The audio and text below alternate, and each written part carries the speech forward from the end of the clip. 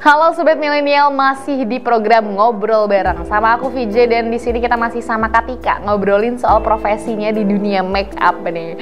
Katika ada pengalaman seru nih katanya nih, Katika suka bagi make up gratis. Itu gimana tuh Katika? Oke, jadi hal ini tuh timbul awalnya tuh nggak sengaja juga sih. Jadi aku ada klien waktu itu, emang dia jujur, budgetnya hanya sekian. Cerita pengalaman apa namanya yang harus dihadapin dalam eventnya dia. Terus akhirnya aku awalnya kasih diskon gitu kan, terus berjalan.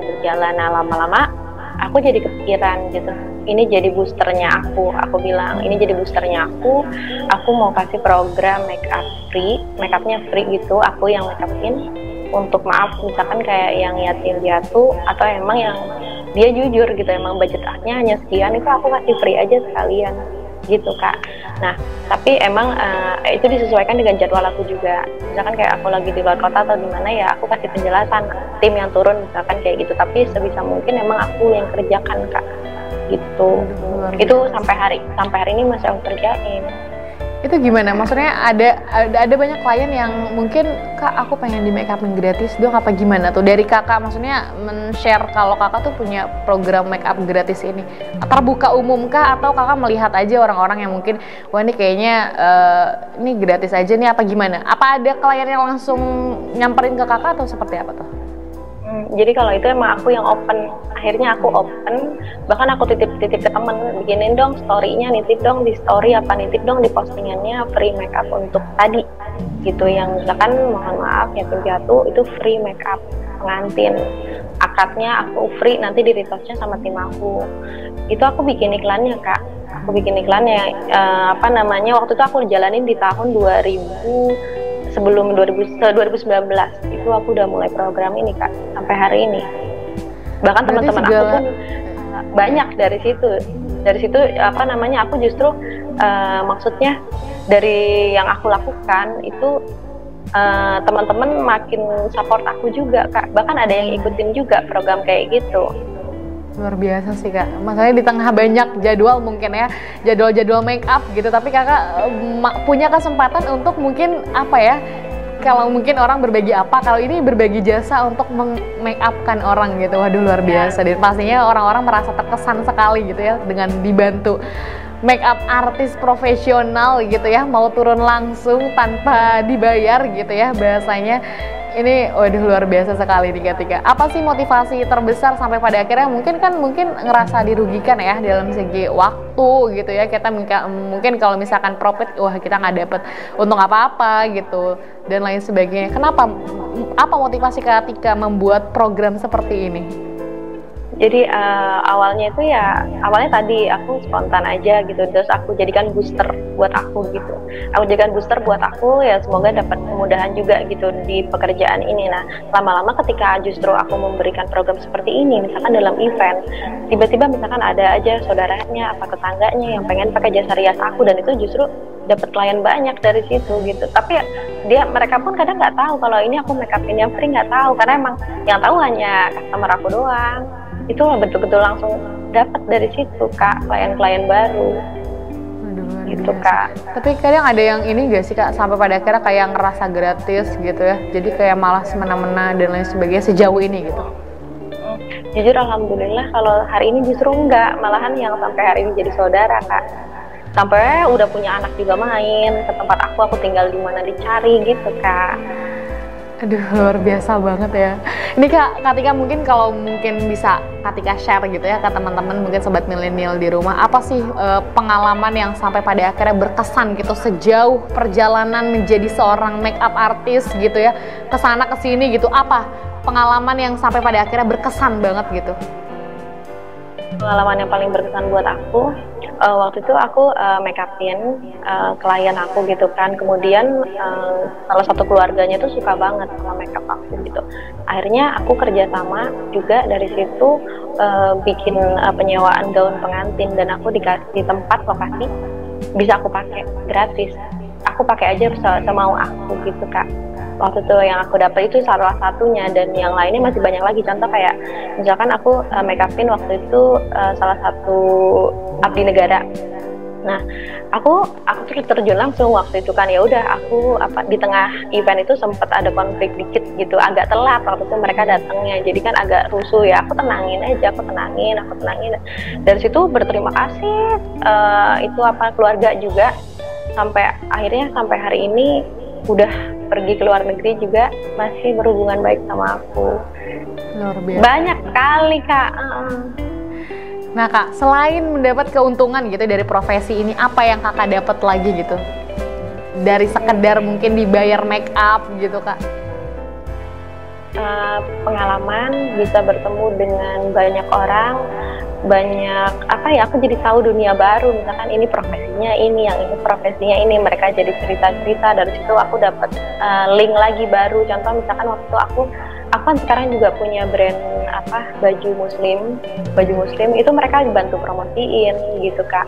Jadi dari sini aku ngerasa jadi banyak saudara, jadi banyak link gitu Kak. Aku senang banget. Pernah nggak sih Kak kepikiran untuk capek, berhenti, kayak aduh capek banget nih gitu ya, di profesi ini gitu, dan sampai pada akhirnya gimana cara Kakak ngebalikin rasa down yang sebegitunya gitu? Pernah capek, akhirnya udah tim aja yang turun, sekian bulan tim yang turun, aku nggak pegang sama sekali, sampai pada akhirnya ada tawaran wedding expo. Aku juga nggak mau ikut waktu itu, tapi teman-teman udah ikut aja. Nah akhirnya aku ikut make upin juga di situ. Dari situ tiba-tiba mood aku balik lagi aja sendiri, ngelihat gaun-gaun, ngelihat kebaya-kebaya yang cantik dipadu-padankan dengan make upnya, itu aku tiba-tiba mood aku jadi bangkit lagi gitu Kak. Ya. Emang udah ke dunianya lagi gitu ya. Ada ya, berarti agak vakum berapa bulan tuh Kak? Itu pas masa-masa pandemi kemarin berarti? Iya, waktu masa-masa pandemi, karena ngajar aja dari Zoom gitu kan nggak semenarik kalau kita bertatap muka langsung gitu ya Kak. Agak jenuh juga gitu. Nah ada 3 bulan lebih lah Kak. Jadi waktu itu aku tapi terima klien prewedding indoor, itu aku make up prewedding masih, cuman untuk event aku nggak mau turun langsung, sempet waktu itu Kak. Itu luar biasa ya, ada masanya juga gitu ya. Ada masa-masa downnya lagi. Aku kadang mikirnya apa booster aku kurang gitu ya. Booster itu kayak aku anggapnya ya aku harus ngelakuin sesuatu hal apa nih biar aku semangat lagi nih, masih ada yang kurang ini dari aku nih gitu. Jadi aku cari-cari aja sendiri biasanya. Kalau dari Kakak sendiri gimana tuh cara mengatasi kejenuhan profesi ini gitu? Apakah healing dulu ataukah tadi vakum aja dulu, apa gimana tuh dari Kakak sendiri? Mungkin healing, jalan-jalan sama keluarga, ngumpul sama keluarga, kemudian sharing-sharing sama teman-teman yang lain gitu, mungkin yang profesinya beda gitu, ngedengar keluh kesah mereka. Kadang-kadang jadi oh iya sebetulnya setiap pekerjaan pasti ada resikonya ya gitu, jadi ya udahlah jalanin aja gitu jalan aku yang seperti ini gitu, dan harus semangat lagi. Oke. Ketika kan sekarang ya udah nggak sendiri gitu ya, make upin orang, juga punya tim sekarang. Nah ngerasa kesulitan nggak? Maksudnya berkolaborasi dengan banyak orang gitu ya untuk ngedevelop sebuah organize make up ini dan lain sebagainya. Ya, ada treatment yang harus aku lakukan ya, cuman salah satunya itu cukup tenang aja gitu. Jadi apapun yang terjadi di lapangan, yang penting kuncinya kita tenang. Kemudian apapun keputusan yang aku buat itu ya harus betul-betul aku pikir matang-matang gitu. Misalkan tiba-tiba periasnya cancel 2 jam sebelum acara, itu pernah karena mungkin di jalan terjadi sesuatu, misalkan kayak gitu ya Kak. Aku harus bisa cepet ganti orang, atau misalkan atau harus aku sendiri yang turun tanpa marah-marah dulu. Ntar belakangan aja deh gitu. Belakangan aja kita tanganinya, yang penting ini acara harus selesai dulu. Atau mungkin di tengah perjalanan pernah ada kesalahan size, aku nggak tahu itu kesalahan size, nggak tahu memang kliennya waktu itu mungkin jadi agak gemuk ya, bajunya itu agak sempitan sedikit kan, langsung tuker baju gitu. Itu juga pernah kayak gitu. Pernah juga misalkan kalau di make up sih hampir nggak pernah sih Kak. Mungkin komplain lebih banyak di baju gitu Kak. Kalau di make up sih alhamdulillah nggak. Sejauh ini belum ada yang gimana banget gitu ya. Nah, Kak, biasanya banyak nih klien yang kadang apalagi nggak semua orang mungkin di make upin tuh sesuatu hal yang biasa gitu. Bahkan ada orang yang ngerasa, wah make up tuh sesuatu hal yang baru. Bahkan banyak juga mungkin sobat milenial di rumah ngerasa, aduh di make upin takut banget, ini takut aneh dan lain sebagainya gitu. Punya gak klien yang sampai pada akhirnya, aduh Kak, banyak requestnya gitu Kak? Iya, ada aja kadang. Nah, makanya aku kadang-kadang siasatinnya kalau memang di awal udah banyak pertanyaan, oke, kita tes makeup aja dulu. Kita tes makeup dulu, nah dan nanti dari tes makeup kekurangannya apa, nanti udah aku reminder. Kalau misalkan aku yang ngerjain ya udah aku bikin note sendiri gitu. Tapi kalau misalkan memang dia nggak banyak permintaan, aku kadang nggak adain tes makeup Kak. Karena berarti dia dari portofolio yang kita sajikan aja udah percaya.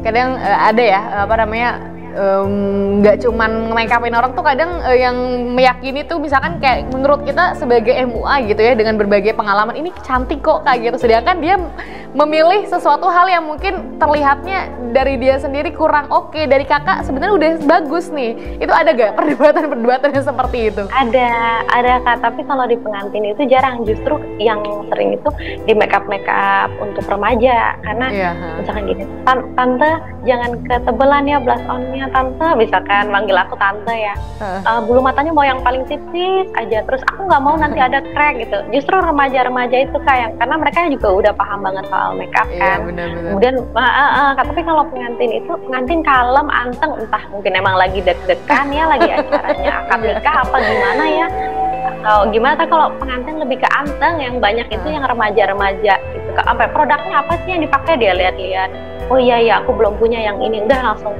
di make up gitu, mainan handphone apa story gitu kan, agak pelan. Luar biasa sekali ya.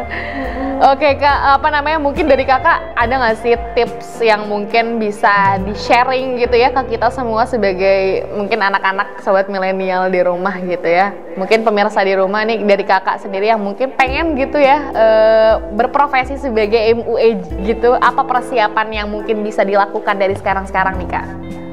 Iya, mungkin kalau buat yang mau mulai di industri makeup nih, baik itu makeup artis, makeup pengantin, ya yang pertama kita coba aja makeup ke diri sendiri dulu.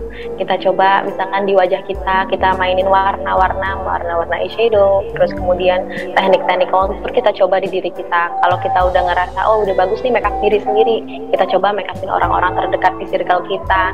Gak usah lah pakai produk yang mahal-mahal, pakai aja produk-produk yang emang kita punya dulu gitu. Kalaupun harus kita beli ya yang harganya juga yang worth it aja gitu. Setelah udah coba makeupin, boleh tuh kita posting di story. Mungkin di awal-awal misalkan ada yang tanya price list, ya udah misalkan coba seikhlasnya aja. Kalau berani coba seikhlasnya aja, kita tes nih harga makeup kita berapa misalkan. Nah setelah animenya mungkin baik, ya udah kita langsung pasang price list aja, nggak usah takut-takut. Gitu. Waduh, luar biasa. Oke Kak Tika, ini dari berbagai pengalaman yang mungkin sudah dilewati bertahun-tahun menjadi sebagai profesi sebagai MUA gitu ya, apa sih harapan Kak Tika atau rencana apa yang mungkin Kak Tika lakukan untuk kedepannya gitu Kak? Kalau harapan aku sih, aku pengen banget bikin pelatihan makeup untuk daily makeup. Jadi kadang-kadang tuh orang-orang tuh menjudge makeup ini salah, makeup ini begini. Nah kalau menurut aku itu kan makeup is an art ya. Jadi sebetulnya mungkin kalau ada Korean look atau misalkan ada bold makeup, emang itu kan jenisnya juga beda gitu ya. Jadi mungkin edukasi ke perempuan atau masyarakat yang ingin belajar makeup itu yang sesuai dengan makeup yang mereka inginkan seperti apa. Aku tuh pengen banget bikin pelatihan kayak gitu, apalagi kayak buat remaja-remaja yang baru belajar makeup, terus kendala mereka kulit aku jerawatan misalkan, atau mungkin yang kulitnya mungkin agak gelap, mereka kan udah yang takut nih, aduh kulit aku gelap, makeup nggak bakal bagus gini. Nah karena cantik itu kan nggak harus putih juga gitu. Kemudian makeup itu makeup itu untuk membuat kita lebih percaya diri, emang tujuannya itu gitu. Aku pengen edukasi itu Kak. Oke, gitu ya. Make up tuh justru harusnya membuat kepercayaan diri seseorang tuh semakin meningkat gitu ya dengan kita di make up. Oke, Kak Tika, ini mungkin udah di waktu-waktu terakhir gitu ya. Dari Kak Tika sendiri, mungkin apa yang mungkin bisa disampaikan atau closing statement yang mungkin bisa disampaikan untuk sobat milenial di rumah nih Kak, silahkan.